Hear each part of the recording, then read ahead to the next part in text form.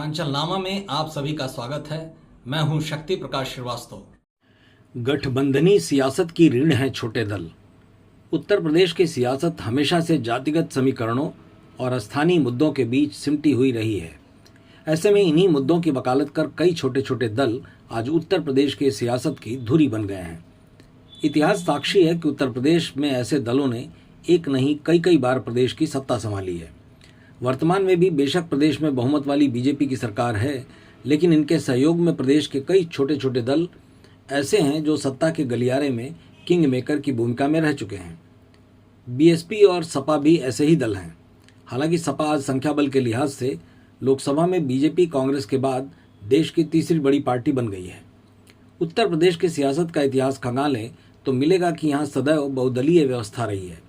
यहाँ एक तरफ भारतीय जनता पार्टी और भारतीय राष्ट्रीय कांग्रेस जैसे राष्ट्रीय दलों का प्रभाव रहा है, तो वहीं दूसरी तरफ समाजवादी पार्टी, राष्ट्रीय लोकदल और बहुजन समाज पार्टी जैसे क्षेत्रीय दलों ने भी दशकों तक सत्ता की धुरी को प्रत्यक्ष अप्रत्यक्ष तौर पर अपने नियंत्रण में रखा है। लेकिन इनके अलावा भी कई छोटे सियासी दल ऐसे भी हैं जो क्षेत्रीय व्यवस्था में अपना वजूद बराबर बनाए रहते हैं। यह अलग बात है कि कुछ को छोड़कर अधिकांश समय के साथ सियासी पटल से ओझल हो जाते हैं। जैसे वर्तमान संदर्भ में उत्तर प्रदेश में भले ही बीजेपी नीच सरकार है, लेकिन उनके सहयोग में अपना दल सोनेलाल, निषाद पार्टी, सुहेलदेव भारतीय समाज पार्टी, राष्ट्रीय लोकदल जैसे छोटे दल भी हैं। इन छोटे दलों का प्रभाव सीमित क्षेत्रों में ही लेकिन प्रभावी है, क्योंकि इन दलों का अस्तित्व ही खास जाति या क्षेत्र विशेष के हितों का प्रतिनिधित्व करने से होता है। ऐसे में निर्दलियों की बात करें या निषाद पार्टी, अपना दल सोनेलाल, सुभाषपा या राष्ट्रीय लोकदल की, ये सभी दल अपने क्षेत्रीय प्रभाव के चलते सत्ता के गलियारे में किंग मेकर की भूमिका निभा चुके हैं। खासकर इन दलों का महत्व तब अधिक हो जाता है जब बड़े दलों को सरकार बनाने के लिए आवश्यक संख्या का अभाव हो जाता है।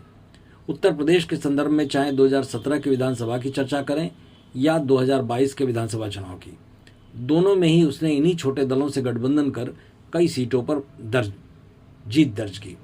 बीजेपी के ही नक्शे कदम पर चलते हुए समाजवादी पार्टी ने भी ओम प्रकाश राजभर की सुभाषपा और जयंत चौधरी की राष्ट्रीय लोकदल जैसे पार्टी के साथ में लेकर अपनी सियासी स्थिति मजबूत करने की कोशिश की। इस तरह बड़े दलों का इन छोटे छोटे सियासी दलों के प्रति परिस्थिति वश ही सही किया गया गठबंधन इनके वजूद को परिभाषित करता है।